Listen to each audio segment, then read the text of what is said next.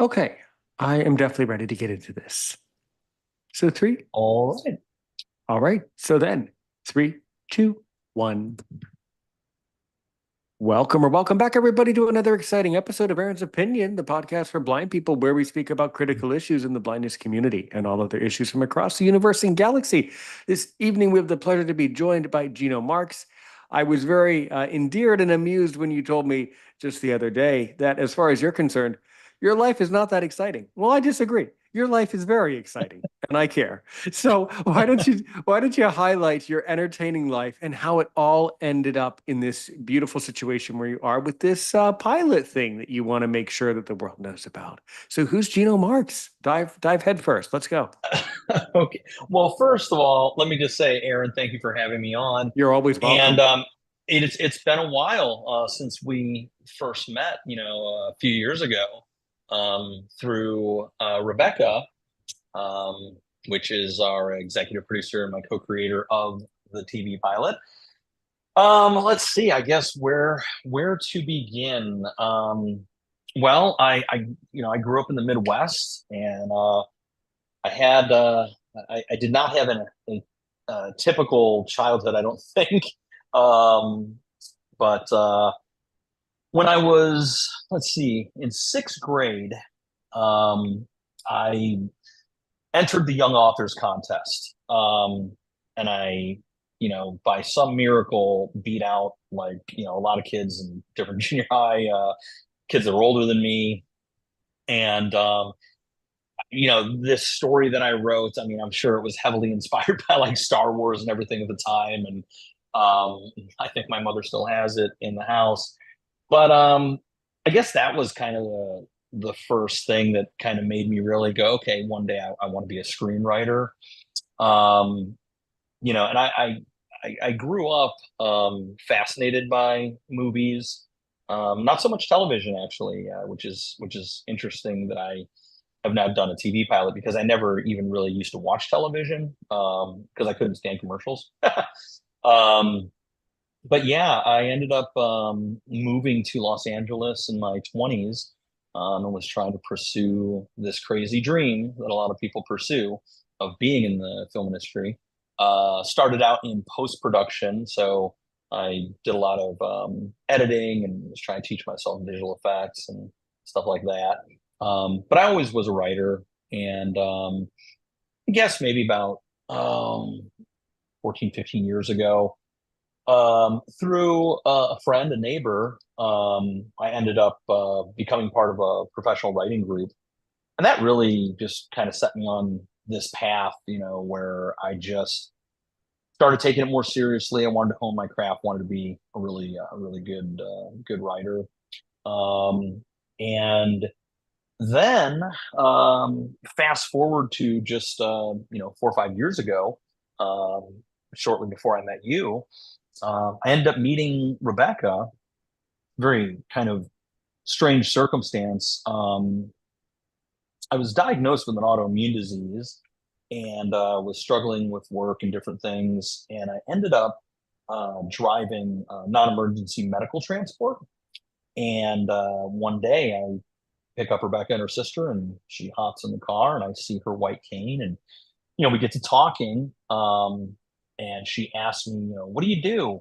And I said, what do you mean? She's like, well, people that drive, these services, because she takes those services a lot. She goes, generally they're moonlighting or they're, filling in the gaps, which is what I was doing. And I said, well, once upon a time I was basically, chasing a dream of being a filmmaker. Made a short film, got involved in all aspects of film. And she said, my life would make a great movie.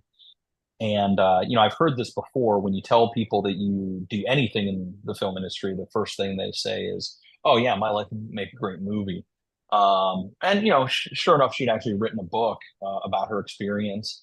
And so I ended up reading her book, and and it was quite sad, the experience she had. And that's kind of how my relationship with Rebecca started, and how I started working with her, and it became the gateway for me into the blind community, into the low vision blind community. Um, and I'm just really grateful. It's like I have a lot of friends now in this community and really enjoy, everything I've gotten to do. So, Absolutely. Yeah, and I've read several of Rebecca's books too. I haven't known Rebecca too much longer than you have, really. Just around that same mhm. time, a couple years back. Yeah, I read the books, and I also agree with you. I found it all to be very sad and very frustrating as a successful blind person to hear all of that and to hear the whole Mhm. story. Yeah, I also think at some spiritual, because I'm not, by the way, I'm not religious, but I am spiritual and philosophical when it fits in. I think that sometimes everybody's life is a journey, and I think that is true for all of our lives, including Rebecca's life. I think these things in some way happened and lined up because that's her journey in life, to have this whole crazy experience to yeah. some extent, you know. But absolutely. And then so yeah. So it's really, really fascinating. So are you able to share with me? I don't know if you can share it or not. Are you able to share with me before we dig into Don't Look Now? What I was also aware of before Don't Look Now came up was that perhaps you were working on another film about Rebecca's life. Are you able to speak on that matter at all? Well, I mean, we've been trying for a couple years now to get that the project is called Blue Butterfly. And so, the industry first we got hit with COVID, right? Sure. And then we got hit with the strikes, the Writers Guild, Screen Actors Guild. Um, so I think,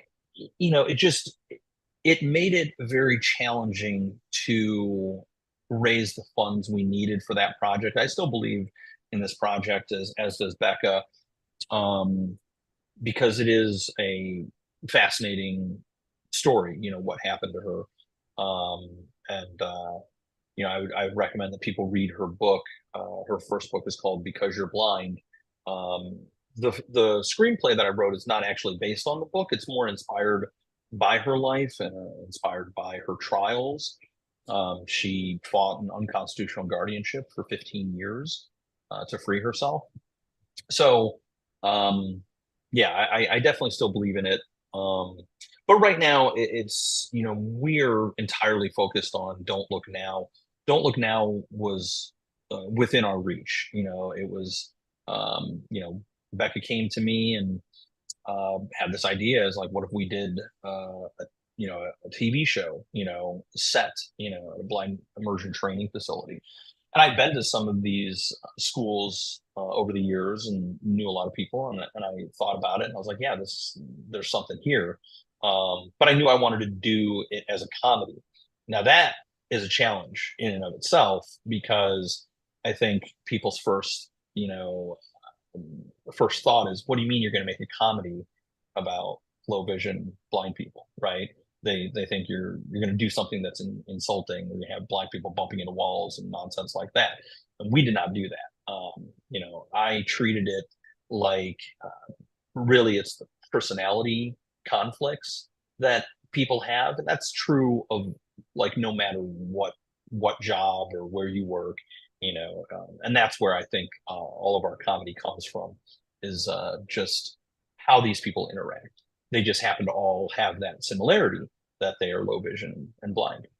So, Yeah, yeah. So before we dig into the actual elements of the YouTube video and the pilot, and I've asked other screenwriters this because I'm fascinated by the process. So, what is the process that you, Gino, go through to actually write a pilot in this case, or to even write a screenplay? How do all those hmm, ingredients fit together? Because it's not quite that simple. There's a lot of ingredients. So, what are the ingredients that go through your mind when you set all this up? okay. Yeah, no, it's a great question. Um, I think when I started out, I 15, 20 years ago, I read all the wrong books and I just kind of was doing all the wrong things, as a lot of people do in, I think, any creative endeavor. So I think everything I was doing way back was all plot driven, right? I mean, it's the easiest thing to get through a script where you can plot out scenes and, oh, this is a cool scene. Oh, this is a great action scene or whatever it is.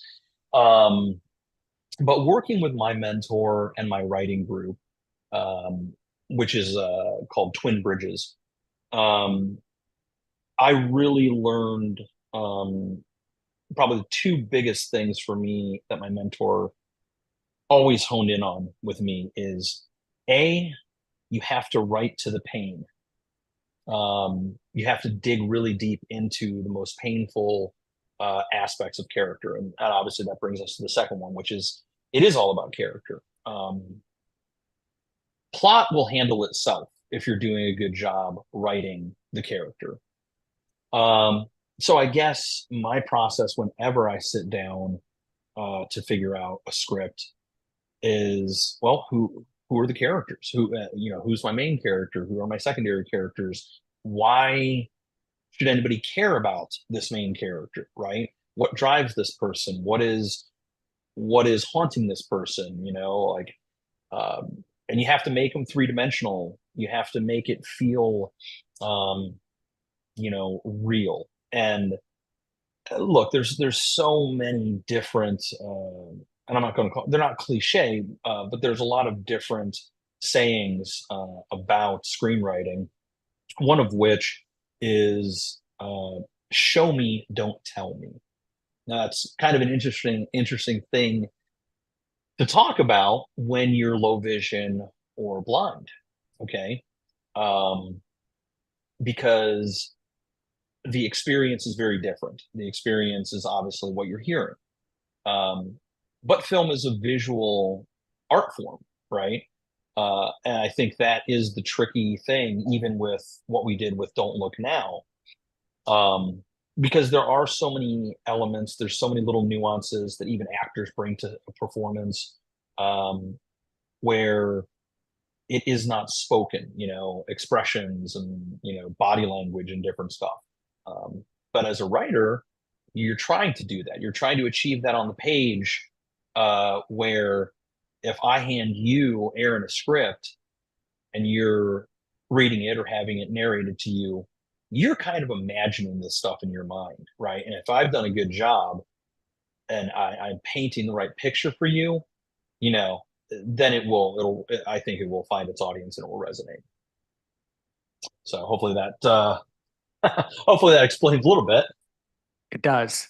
And that's why I liked it because that's why I enjoyed the pilot so much because I was able to relate to the characters. As I mentioned, Mhm. now, do you want to run through? Why don't we do a little bit of a character sketch? Now, some of these people, as we were speaking over the phone, some of these people, I have never met any of them, obviously, in real life, but Mhm. I've interviewed two of them, I think two of them for sure, Rebecca and Olga. Mhm. But the other cast, well, why don't you, if someone asks you, so Gino, who are all these blind people in this visa school thing? Why don't you kind of break down some of these different character personalities and explain to us a little scope of who all these people are, if you like? Yeah, well, we have a very diverse cast, number one. And part of that was definitely intentional, but there were so many just happy accidents in the casting process.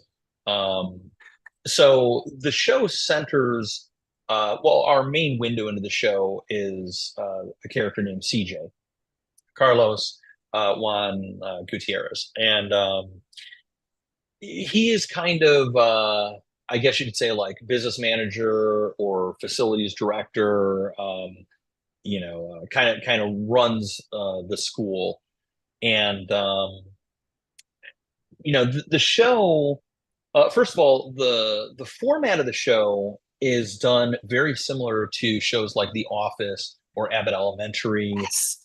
When Uh, I got didn't mean to just interject. When I watched no, go it, ahead. I felt The Office, but blind people. Hmm. That's exactly Yeah, the first flavor that just came into my mind instantly when I was watching. I was like, wait a minute, my parents watch this, but no, they watch The Office. Like it had yeah, that like flavor. It had that right. Office tone. It definitely does. Yeah. Yeah. Yeah. Well, and that was, I mean, it's definitely by design, because when I was trying to figure out the story I wanted to tell, and a pilot, it's just a window into the series, right? You can't focus on every character. You can only focus on a few characters. And I've obviously studied a lot of different TV pilots. Um, so I knew that I had to have like the right format for us to do a show like this. The Office, Abbott Elementary, Modern Family, Trailer Park Boys, like these are all very successful shows. So there's something familiar for a studio to latch onto is okay, we get this format and it's a successful format. But obviously this show is really unique in because no one's ever seen this world. No one has ever seen a show centered on, about, made with, like, it just, the amount of blind professionals that we had involved. Um, so that was why I said, okay, if I'm going to do this, um, I need to figure out the right format, right structure, right way to go about this. And I think there was something humorously ironic to me of having a format like this for this environment, okay? Because these characters can't actually see the camera, and yet they're being interviewed head on at the camera. And there are even, some little funny moments of what is a concept called breaking the fourth wall.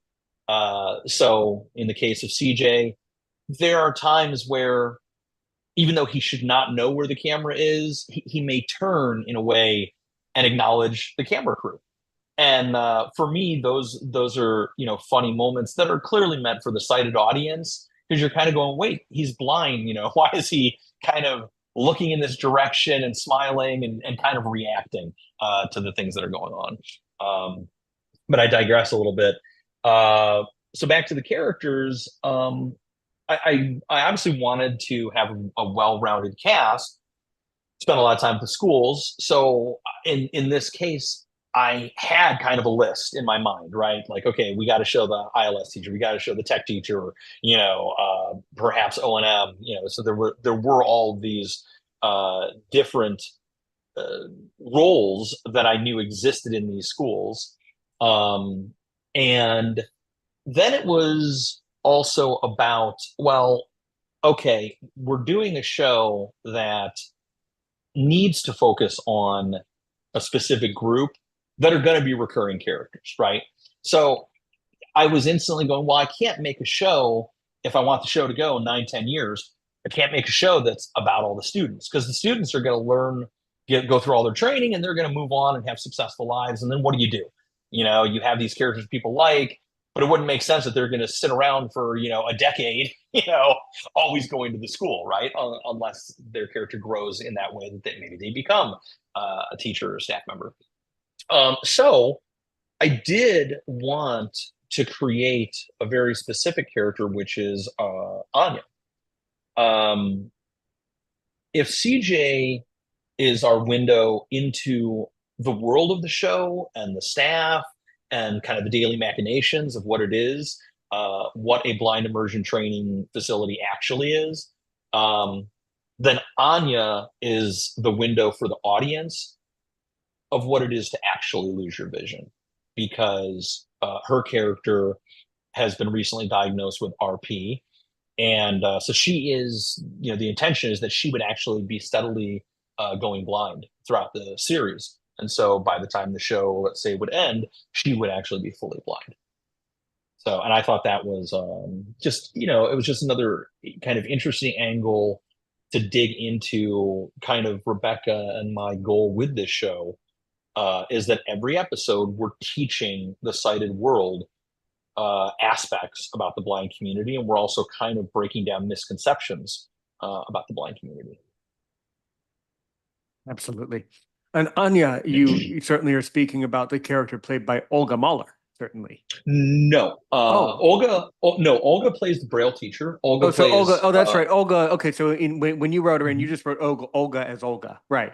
Because I forgot some characters you changed their real name to the actor name, but in some cases you kept obviously Rebecca as Rebecca, Olga as Olga, right? Yeah. Well, that actually wasn't the case intentionally. The script, Olga's character was written. The character's name was Allison. Mm-hmm.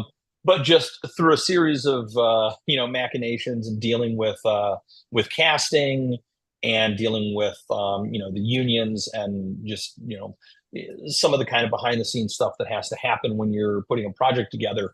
Um, and Olga has very specific personality. I mean, the character was written similarly in the sense that I had always envisioned her to be perhaps European and speak with an accent. Um, but yeah, what Olga herself brought to it, no, it definitely was just kind of something that evolved during our pre-production process. And similarly with Becca, um, you know, it ended up being more as a cameo of herself because she is playing a student and she has been a student. Um, but without getting into some of the other technical things of dealing with the Screen Actors Guild, there were some logistic reasons of why we did that for those two characters. But yeah, that's not who those characters started out as. And so actually, Becca's character originally was named Gretch, based on one of the characters in her book, which Gretch the, the the Wretch. Yeah. yes, you've read it.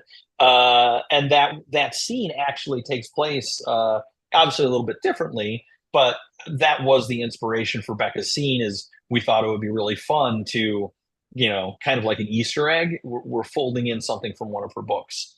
Um, so I think that turned out really good.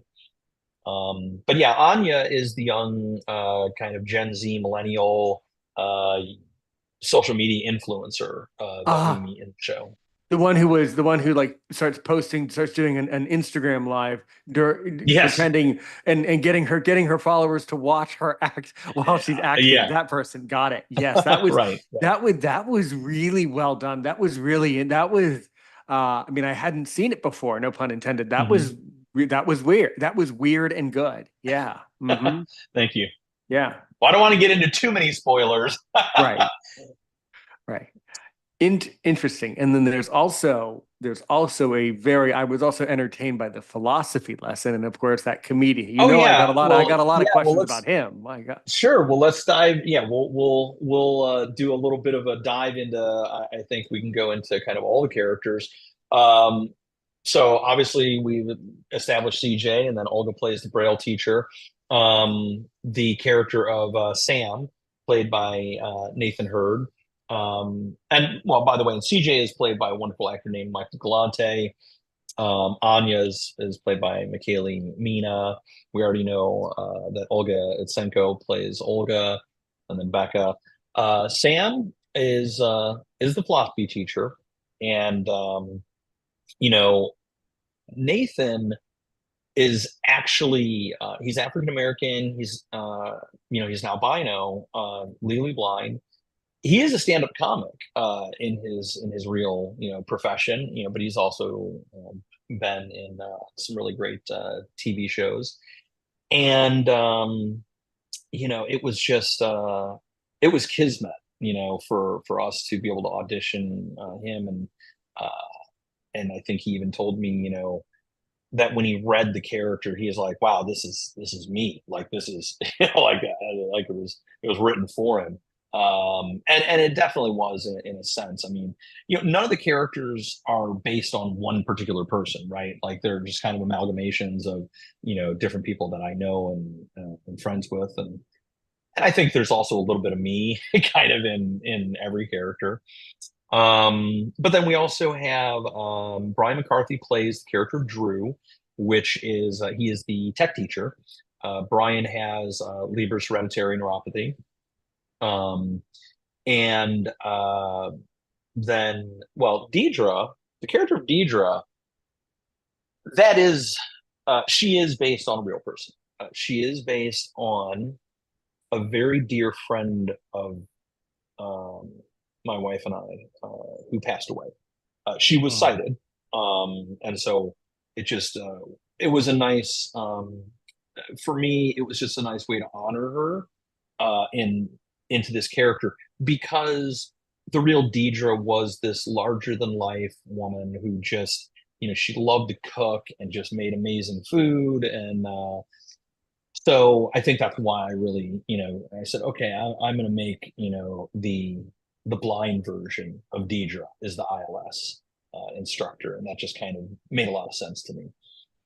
Um, and then, again, not moving in any particular order as far as appearance in the pilot, but then there's a really there's a really funny character, and I'm not entirely sure why I came up with this. Um, but there's a character called Billy, and he is played by Jamie Young, who is also has Leber's hereditary optic neuropathy, and so he is legally blind, but he's playing a sighted character. And Jamie was actually a producer on the project, and also uh, helped me as a casting director. Um, but yeah, Billy's kind of you know, I don't know, maybe you could say he's kind of like the Kramer or something. He's just so out there as a character. He's this schleppy, just near do well. He lives in the maintenance closet of the building, which is just, it's complete satire. It's complete farce. I mean, nobody would live in a maintenance closet. he Um, come, but apparently he does. Because as we say, he just comes with the building. He's just he just part of yeah, it. he just is part He of it. comes with it. You know, Right. I gotta tell you, when you mentioned that word Kramer, by the way, I gotta just can't resist by telling you this. Yeah. Obviously, I'm 33 years old, so my parents showed me Yeah. Seinfeld. I saw every single show. Kramer is my favorite character. I am the Kramer. If there was someone, I kid you not, if there was someone who would have the nerve and gall and guts to try out to audition and say, "Do you know I bring Kramer to Visa. His name's Aaron's Yeah. Opinion." Nobody. I'm glad you said it, and I'm glad you're going to include a Kramer because if you aren't including a Kramer, I got to help you because we got to get that Kramer in there. We got to get that Cosmo. We got to get that Yeah. in there. You know, Yeah. um, yeah. All the different So noise. Yeah. So there's yeah. that person. That person, you could do so much with it. That person can play tricks. He can do all sorts of creepy stuff, Oh funny yeah. stuff, Well, I weird mean, that's the stuff. thing Or about yeah. his character is that he does do. I mean, again, I don't want to go into any spoilers that will ruin some of the very comedic moments for people that haven't seen the pilot. But he does get away with some really funny stuff. In the show, um, he's always eating. Number one, um, but yeah, some of the other. I mean, I think if there's anything I am the most happy about with this whole show is that we do have just like every character is unique, right? And that kind of brings me to Hannah. Hannah Terrigan is such an amazing, talent. I mean, everybody was so talented in this show, but she plays Thelma, who is like CJ's right hand administrative assistant, cited, and she is just, she's very like deadpan, not really, like not wanting to be there. It seems like she's over it. Like, maybe she's just worked in this job for a little too long. And so there's a lot of comedic moments that come from her character. And then we have Monty, played by Patrick Agata, and he is actually Anya's potential love interest that we set up right in the pilot. Um, and they have just this wonderful chemistry together. And he is just this. He's the silly, kind of harmless goof. He's the lovable goof. He kind of always says the wrong thing. Um, and then we have Anya's mom, which is Brenda, and she is, like the wealthy donor. She's a very, successful Indian businesswoman, trying to find the right school for her daughter. And last but certainly not least is the character of Joanne, played by the wonderful Diane Villegas, and she is kind of CJ's foil, if you will. She's the CEO of the nonprofit, and kind of is there um, to kind of keep keep CJ from going off the rails, if you will, with all of his ideas. Um, so there's just, I think, a lot of wonderful interplay with all of these different characters. So yeah, I think that kind of covers it. I hope I didn't forget anybody. I think you covered it. You to rewind a little bit. So as you can Yeah. tell with me, with my vision, so I do have Hmm. usable vision, as you can see with my Hmm. glasses. And I have glaucoma, and a Yeah. congenital heart defect, and other. I actually have. So the reason of my blindness is I actually have Peters anomaly syndrome. I don't know if that ever came up, but Mm. that's my thing. Very interesting. So you say though that if you're a blind person and you're watching the pilot, there's sort of things that we wouldn't pick up on. So, Hmm. how do you exactly write in, and what maybe can you sort of paint an example in my mind of something that I definitely missed during the pilot because I don't have enough vision to notice it? Or is that kind of hard to tell? But can Yeah. you try to paint one in where you can Sure. sort of demonstrate it? Yeah, I can try to give some examples, and Hmm. we did have, as you know, the pilot audio described because we wanted to make every effort um, for the low vision blind community to be able to experience the show Right. in a good way, and that was tricky in and of itself because number one, I did not have a lot of experience with this myself. I think I've only listened to one or two things with audio description, and it was trying to strike that balance. The show is so dialogue heavy; it's very fast paced. There's a lot of stuff happening, and you don't want. I don't think, at least from the feedback from cast members when they were helping me figure out the right balance with our audio description team, uh, where it's just overly described, right? And there's just not even a single breath to kind of let a joke really sit and get people to experience that.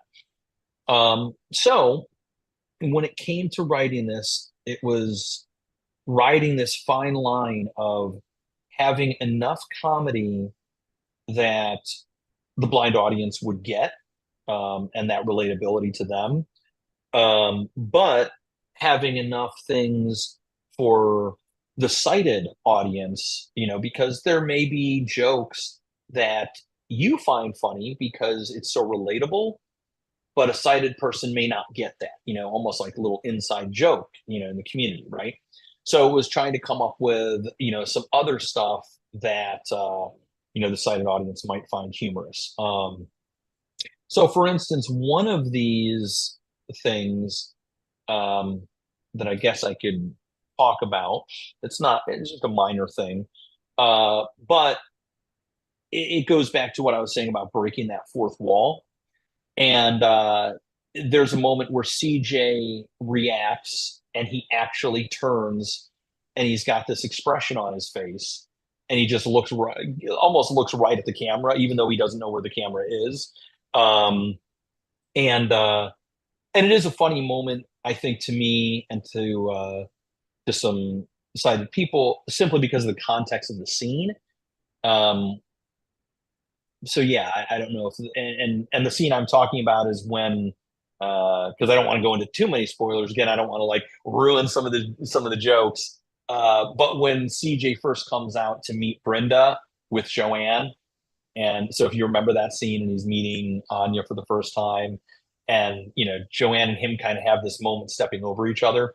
So it's that moment where he kind of slyly looks at the camera, almost to say, "Wow, did you guys see what she did to me?"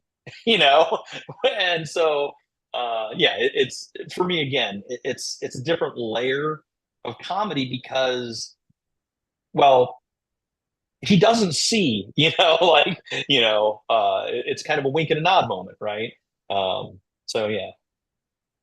Yeah, it's basically the chef's kiss is what you were looking for there. Hmm. You talk a lot about this fourth wall. You said it twice. I still don't understand what that is. So what do you mean by the fourth? What's Are the you familiar? philosophy? Okay, are you familiar with Deadpool, the No, movie but series? no, but why don't you break it Okay, down? Because I think probably when you yeah, said it, whether you realize or not, some people in the audience will know what you're talking about, and others will be like, "What fourth wall? What? What?" So let's maybe define some vocab here. Maybe, yeah, yeah. yeah. Okay, sure.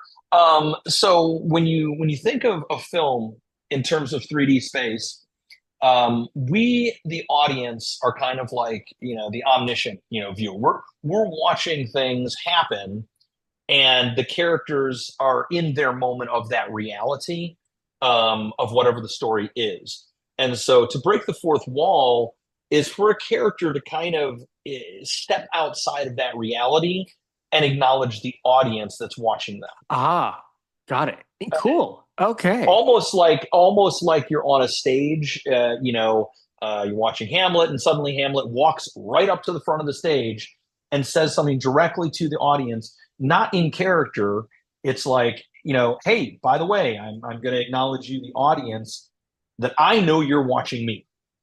Okay, so if that makes sense. Complete sense. It's like the actor Mhm. kind of jumped off the stage and gave someone a flower from their pocket in the audience, like that type of thing. Right, Yeah. and it kind of breaks the reality of the moment, um, in the context of all of the characters and their interactions, because we are in a documentary style, where you're watching all this stuff happening in real time, but at the same time, what I feel sets our show apart is that we lean heavily into the behind the scenes feel of the show, where we do see the camera crew like all the time. We see the sound guy.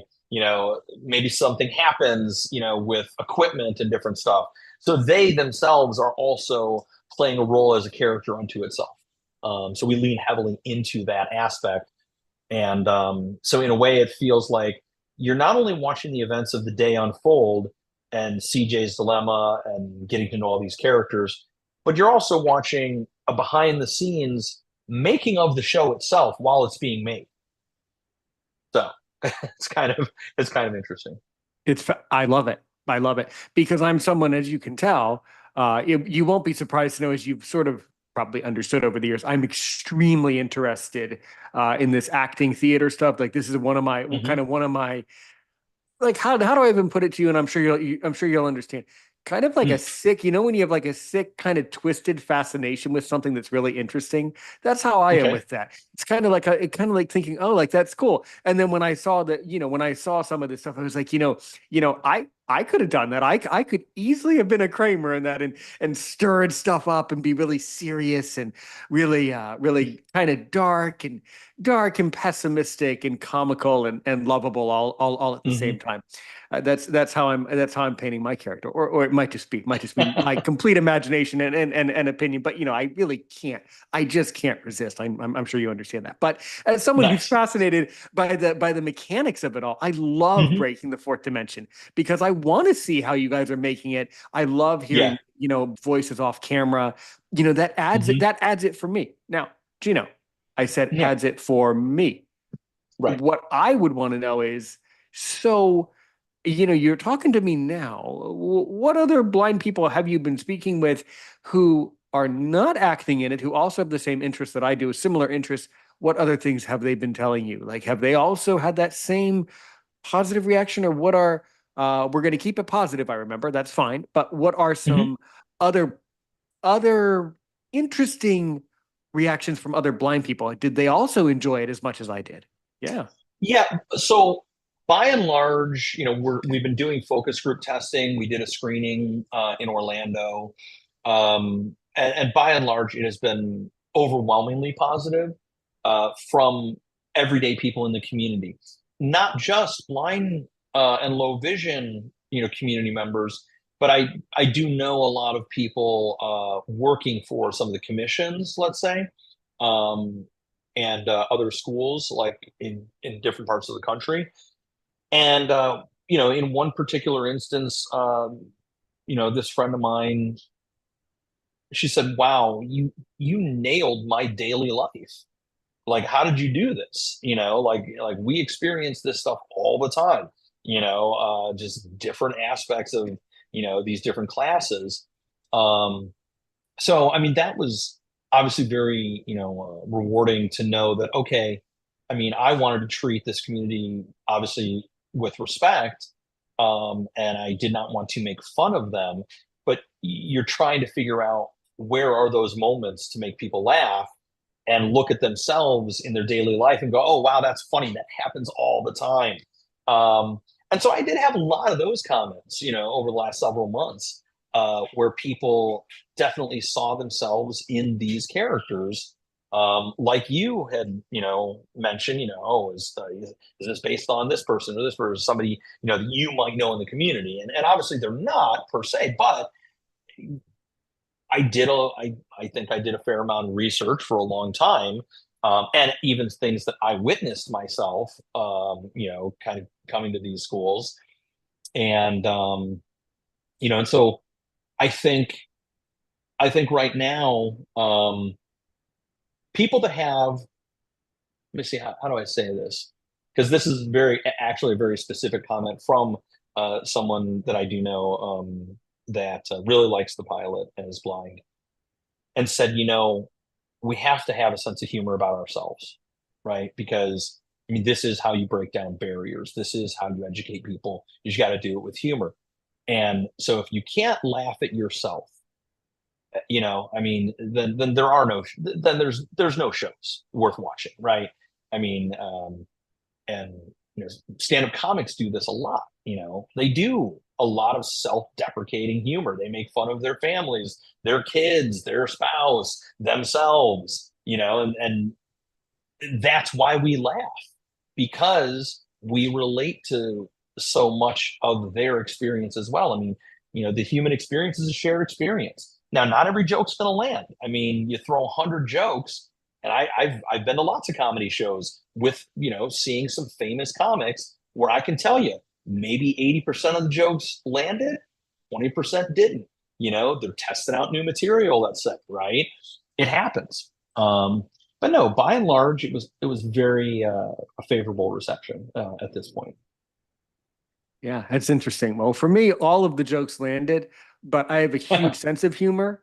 And you're Yeah. absolutely right. I make fun of myself constantly. And Mm. that's the only way to survive is you Yeah. have to be able to have the courage to laugh at yourself. And I think that's why it's affecting me so much, is because Mm. I respect and recognize your courage in creating such a relatable and such an endearing and such a sweet and serious thing that Yeah. I completely relate to. And I think that's why it's relatable, is because it's important to be able to have that conversation. It's almost like I'm watching a podcast. It's like, because we have to Hmm. talk. So these are Right. things that we all have to get off our chest in the community. And I just think Yeah. it's a really good idea, as long as you figure out, though. And I think the where some people would have a question mark is, well, then if you're writing something, how do you tell in this day and age when the public, if you don't mind me saying, is overly sensitive, in my humblest of opinion? How do you tell what Hmm. jokes you can write, and how do you tell what jokes you can't? Because, as we say in comedy, it's all the reason it's funny is because, haha, it's at someone else's expense. So how do you tell? Like, how do you tell what you're really able to get away with? Well, I mean, well, first of all, I would say you have to you won't know until you test it, right? I mean, um, and as far as what can you get away with, I mean, man, there's so many things inside that question, right? To unpack, and we'd probably be here for a long time. But like you Sure. said, I think unfortunately right now we live in a time where everyone is hypersensitive. Everything is politicized. Everything is divisive, and that is something I wanted to avoid 100% with this show, Sure, right? absolutely. So, and not just because of the diversity of the cast and crew and everything, and how many how many blind performers we have, the message I was trying to convey with the show, which I do feel is a heartfelt message. Um, so I will say this. Um, there have been a few members of the community that and I won't say who any of these people are, um, Sure. because at this point it is a minor amount of people, less than a handful, who I think what is that saying? They're missing the forest through the trees, right? I think they were hypersensitive to some very minor things about the pilot. And their explanation to me was that they were afraid sighted people would be laughing at the wrong thing about their community. And my response to that sentiment is we're not the arbiters of what is funny to society. We are not to dictate in that way, right? Um, yes, you want to make the effort that you're doing things tastefully, right? Um, but just because somebody laughs at something uh, that is funny doesn't mean it's in a mean-spirited way or that they're doing it, you know, because it's tasteless, right? I mean, there's a fine line with that. Okay, I don't think anything we did was tasteless. I don't think anything we did, Absolutely and not. the reason I'm going to say that is because I don't think any of the cast members would have wanted to participate if that was the case. When they read these characters, when they were on set, everybody was having a blast. Everybody was having a wonderful time. Um, and there are factions in all communities, right? And some people, look, I'm half Indian and Sri Lankan, right? And when I was a Didn't know. kid, Never would have. Never would have known. I can't see that woman. Come on, I told you I'm blind. well, so here's the thing. I grew up, uh, I'm a Gen Xer, and I grew up where there was a saying, everything's funny until somebody gets hurt, then it's hilarious. Right? Precisely. I mean, that is how I grew up, right? So I remember the first time, and I always felt as a child that I didn't really have a tribe, that I didn't have people that I could relate to growing up in the Midwest, where most of the kids surrounding me were blonde hair, blue eyed, pale skin, European. And and I felt like a little bit of an other. Nobody knew what my nationality was. Then I tried to get around the kids that were Indian, and they're like, "Oh, well, where are your family from?" And, "Oh, you don't speak any of the dialect?" And it's like, "Well, no, because my family was very wanting us all to be Americanized." So then I couldn't even like relate to that side of my heritage, right? But I just remember, when I would tell people that I was Indian, there would be these insulting comments like, "Oh, dot or feather," right? Now, because well, what do you mean Indian? Because, do you mean Native American? And it's like, no, Indian from India. And so, but, I don't know. We had a thicker skin when we were kids. You'd kind of laugh it off, right? I mean, because sometimes people say dumb things. Um, so yeah, I think um, we are living, maybe because of the internet. I don't know exactly why, but we're living in this very hypersensitive, era, where everybody's worried about offending someone, right? And we can't do anything offensive, okay? And I'm sorry, you can't do comedy then. You just can't. There's always going to be somebody who doesn't like a joke, right? And that shouldn't be how we move forward and progress, right? Um, because if we are able to get, a big audience for a show like this, now maybe a certain percentage of them don't find everything funny.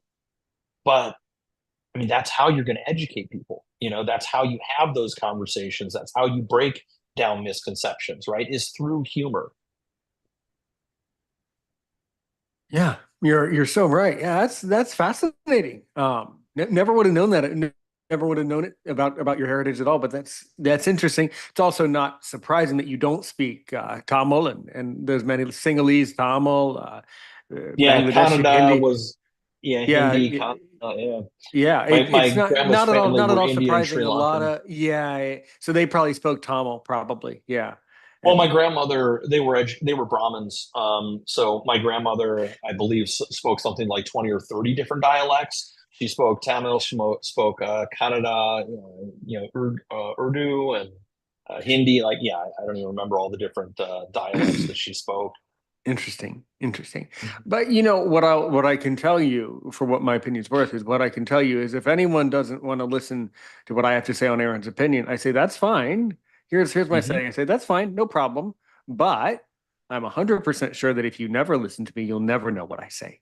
So if someone won't watch your pilot or if someone won't watch your show, you can say that's fine, but just as long as you understand, you're allowed to be Hmm. offended and not watch it. But if you don't Sure. watch it, you can't learn about it and you'll never know what we do.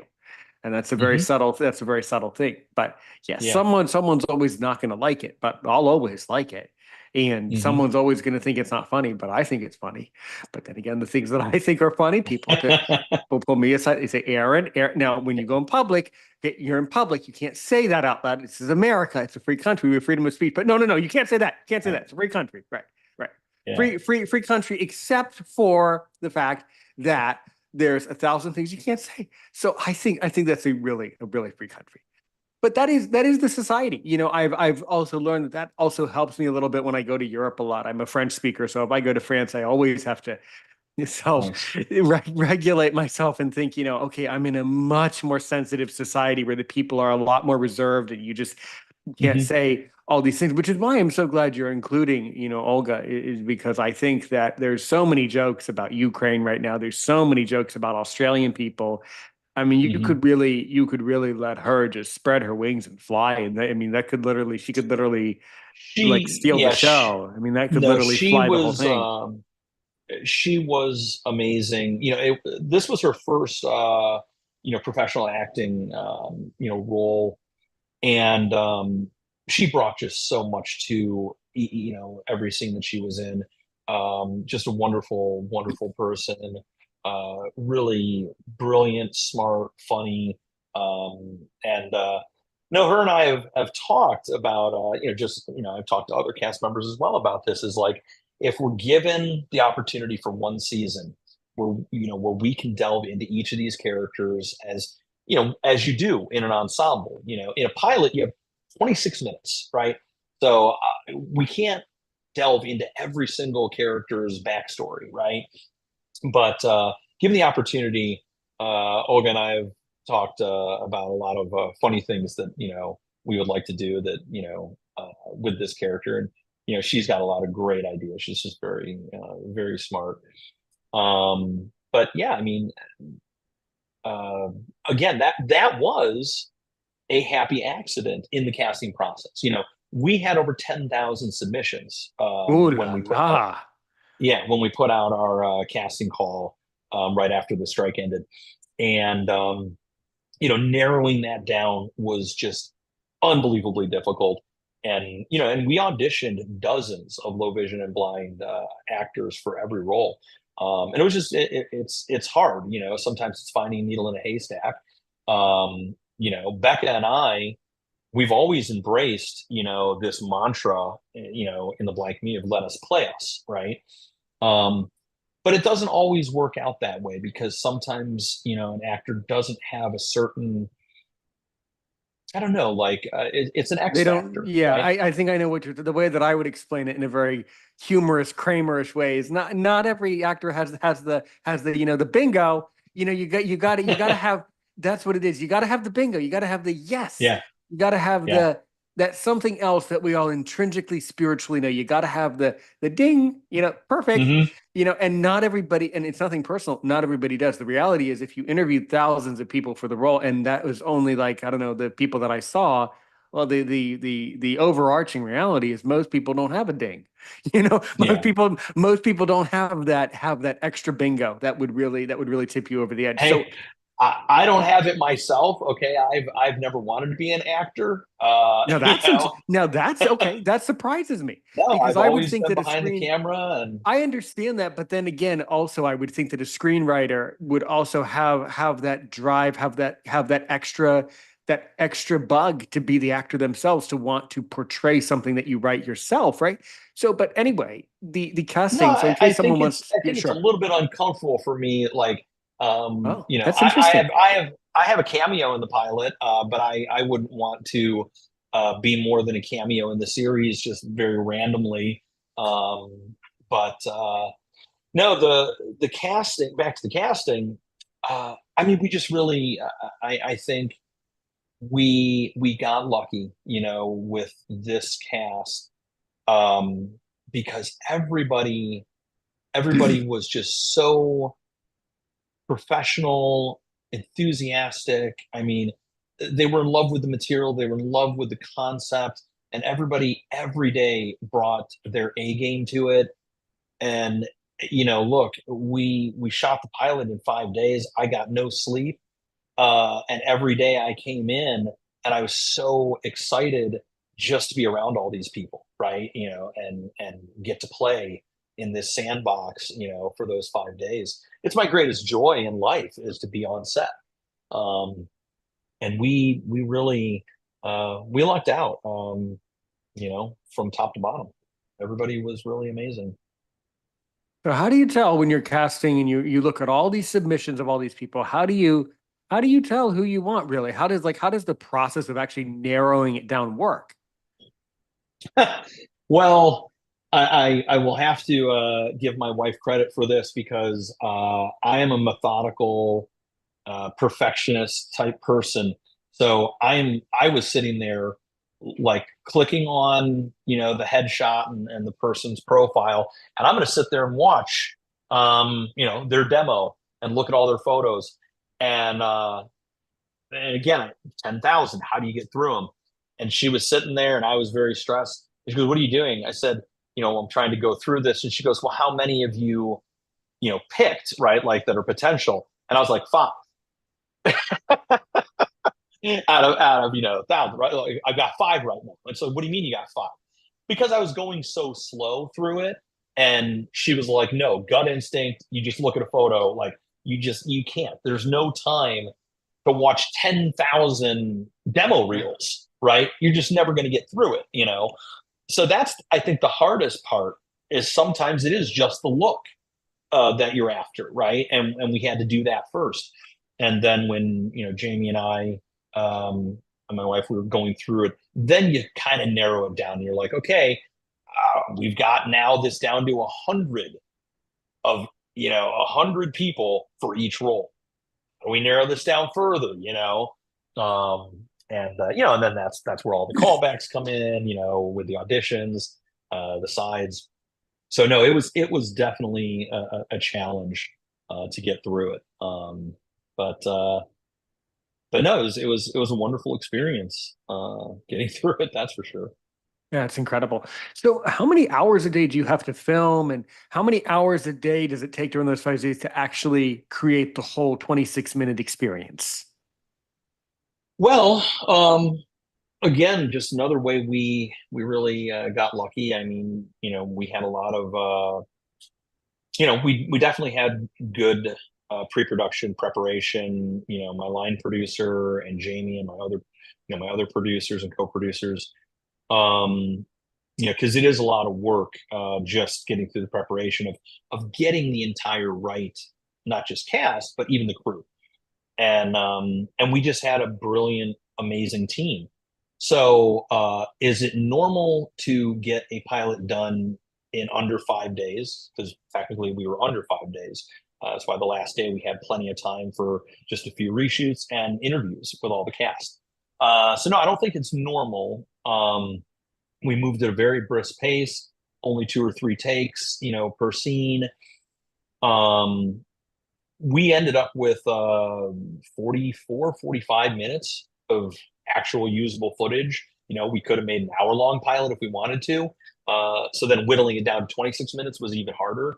Um, but yeah, I mean, there's obviously there's regulations on this stuff, because you're working with unions and the Screen Actors Guild, and you have to take scheduled breaks, and you got to follow all the rules and the guidelines, and you don't want to go into overtime. It's just how many departments you have, and next thing you know, even just 1 hour of overtime could add a tremendous amount of cost to the production.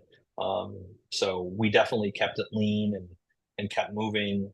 Um, but again, this goes back to like my director of photography. His name is Frank, and he is just so. I'd wanted to work with him for years, and when he read the script, he really was in love with it, and he's just such a pro. I mean, he's worked on over 60 films with some of the top directors and cinematographers in the business, and having what they call a shorthand with somebody where him and I was almost just kind of unspoken, and there was a joke that was happening with us and the camera team where we would do a walkthrough. We're doing what's called blocking, and you're kind of sketching out the scene. Him and I are looking in the camera. The actors are running it through one time, and so many times we would laugh, and he would go, "Oh, I should have had the camera rolling," because it would have been a perfect take. So that was, that was just really nice to work with people that are at the top of their game every day. From, like I said, the cast, the crew, everybody.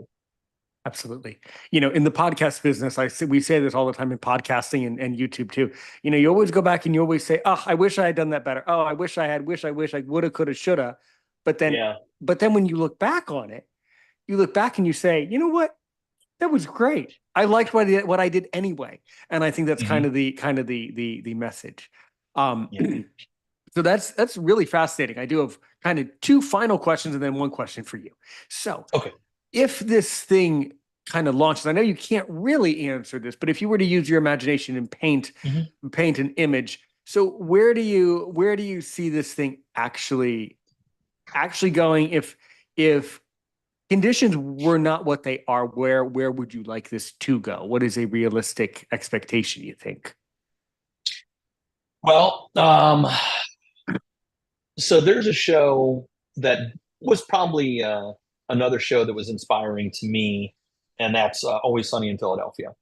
I just love this show. It is so irreverent, just wonderfully funny and not politically correct. I mean, they get away with so much in this show. That show has been going, I think, for 19 years now or something. Like they're on like season 16 or 17 or something. I think they had to take a hiatus. And it's just, multiple Emmy award-winning show. Um, and there is no end in sight, right, with that show just yet. Because it is a concept. They just keep going as long as they want to. I think that's, we have the potential with this show. It's the same, because there's so much that can be done uh, within the blind community with lots of characters and rotating even new characters in, you know. So that would be my biggest hope is that we get that first season, we get co-producers and financiers and investors and a network that says you've got something here, and we want to let you prove it, and we knock it out of the park, and then just it becomes this year after year successful show for a lot of people to enjoy. And the other reason I want that so much is because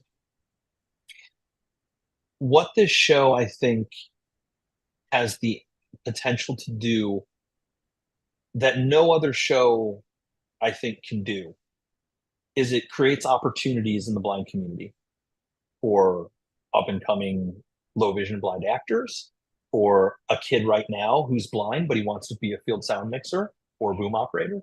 I mean, because this show is set in the blind community, we can give preference and priority to blind cast and crew, episode by episode by episode, creating a sustainable, show and helping launch people's careers and having them getting mentored by lots of professionals.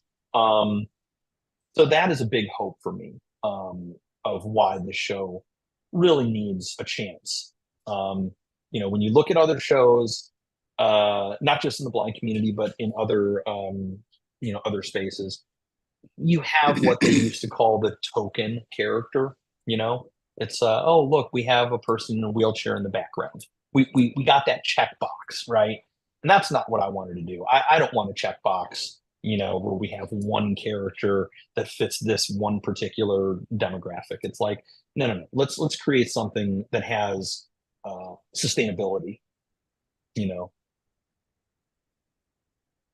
Yeah, I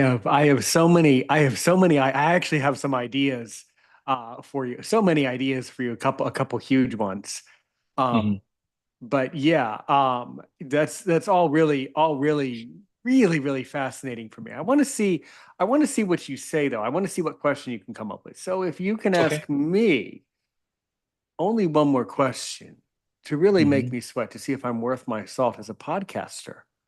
Mm. What do you really, really, really, really want to know about me? I want to see how deep you As go. a as a podcaster, As a person, as just a blind just person in in the related. community, just a Hmm. guy that cares. Because by the way, I just want to come out and say, I'm Aaron's opinion. I support your Hmm. message. P.S. I'm really poor and there's absolutely nothing Yeah. I can do to help. But I Yeah. completely, and I do want to help you, as you can tell. That's why I'm so into this. I would, honest to God, man to man, I would love to be part of this. I truly would. So Hmm. there's not, there's, as I say, the first thing we can do is share this with my audience and my network and see what other people think. But I promise you, you join my WhatsApp group, man. If you're in my WhatsApp community, for all the other guests, and you start talking about this, you're definitely gonna have some interest overseas and all over the world. People will want to watch. But so if you can ask me only one question to make me sweat, to see if I'm worth my salt as a podcaster, as I like to say, To what make do you, you to I really don't know if come this is okay. I don't know if come this is on, going to man? make you Like sweat. you're the okay. Imagine because I'm Yeah. kind of stretching my imagination because I'm kind of imagine I'm the actor, right? You're the director. You really Hmm. want to make me sweat. What do you really want to ask me? If I want to make you sweat, see, I don't know if this would make you sweat, but um,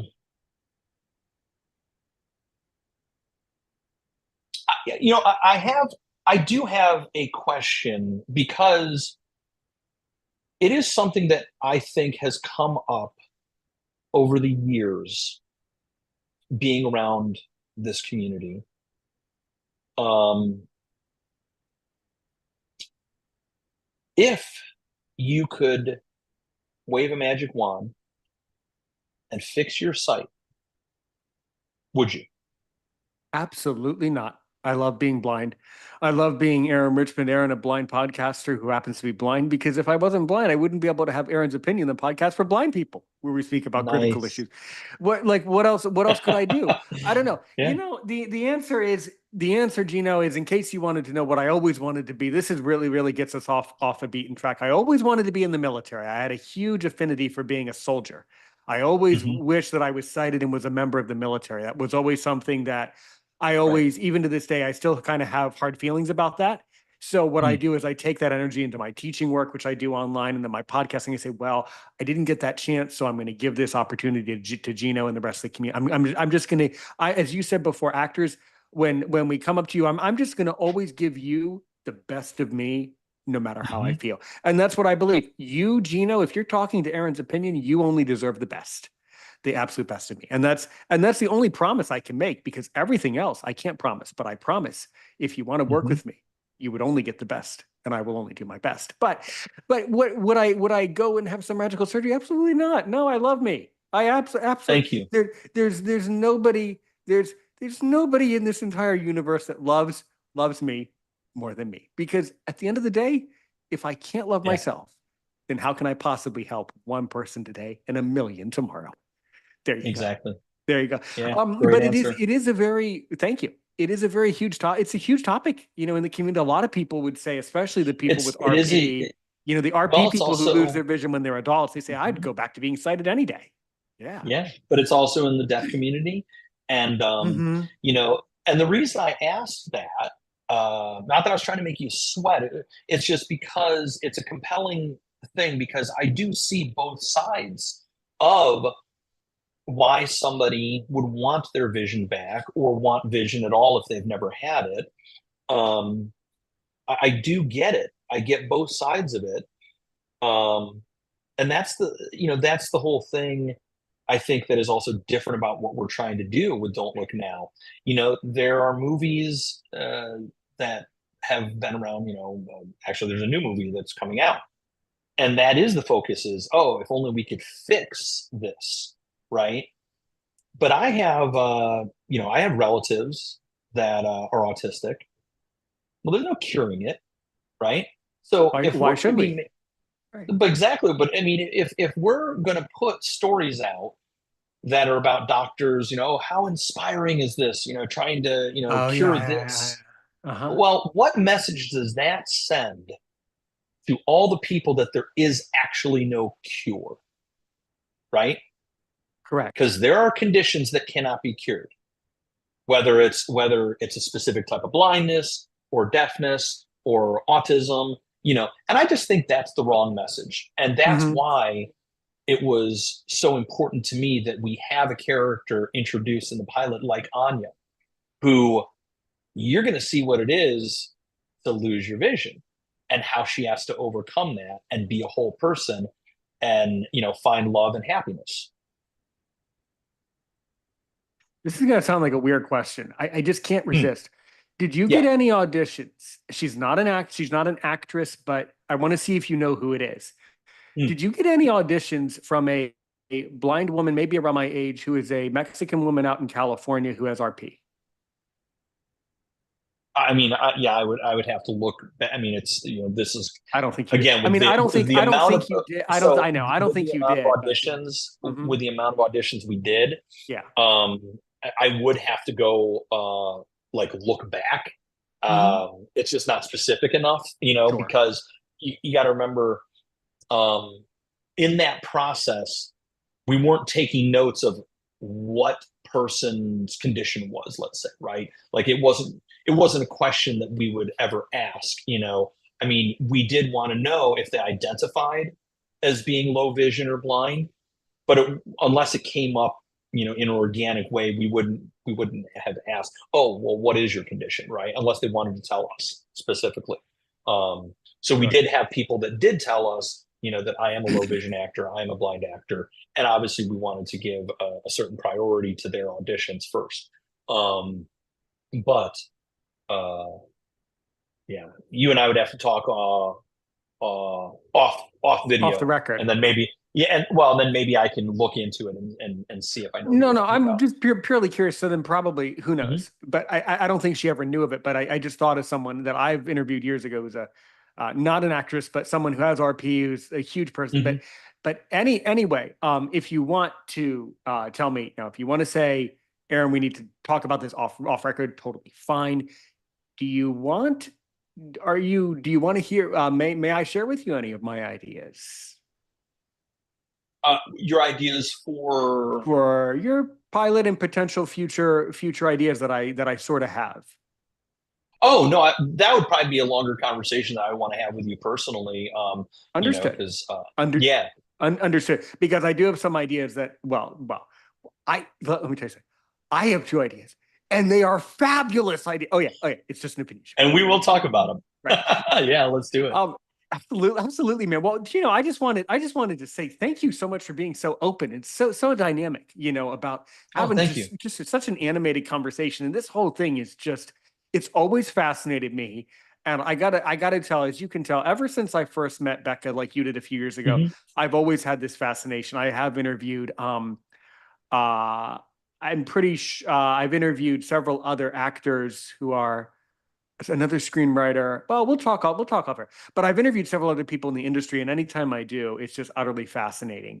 Yeah. I discovered that, considering that I never took, although as a child, my performing art was flute. I was actually a flutist and a high level. I was going to audition only music camps, and although I Hmm. sort of have been in this sort of audition like realm, I never thought I'd be interested in acting. But it turns out now that I ask myself, Aaron, are you interested? Yes, actually, I have to confess, I'm incredibly compelled by it. And overall, to wrap it all up, the thing that really stood out to Yeah. me is that, yeah, don't look now. You definitely are not sending the message that we need to cure or fix blindness. And that's what I love, Mhm. is because there's too much of that cure it, fix what. Here's the thing, you can't fix stuff in life. If it doesn't go your way, too bad. You can't fix it. There's no fixes. Mhm. There's improving. And that's what I try to do in my own life anyway. If someone wants to get in touch with this Geno Marks character, and if you're sighted and if you want to watch the pilot yourself, I did give you my parents' email, by the way. But anyway, they're interested. Okay. But so for everybody else who's out there in the audience all over the world, and they probably want to watch the pilot, hey, how did they get in touch with you? What are some good channels for communication? Yeah, so thank you. First of all, our official website is don'tlooknowtvofficial.com. And we do have a Instagram, which I believe is Don't Look Now Show. And then we have a Facebook page as well. So those were probably the best ways to get in touch with us. I believe the trailer, I believe, is also on YouTube. Our Don't It Look is. Now YouTube. Yeah. Yeah. Absolutely.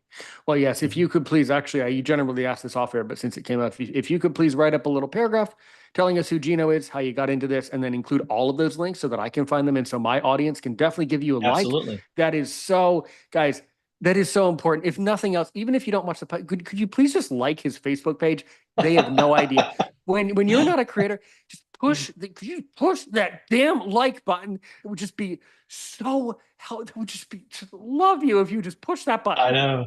If you could just do that, just do this one. It's like if you're most people, as we say in the liability business, if you would just do one thing, you would just be doing great. Just do one thing. Push that like button. Just push it and get lost. Thank you. All right.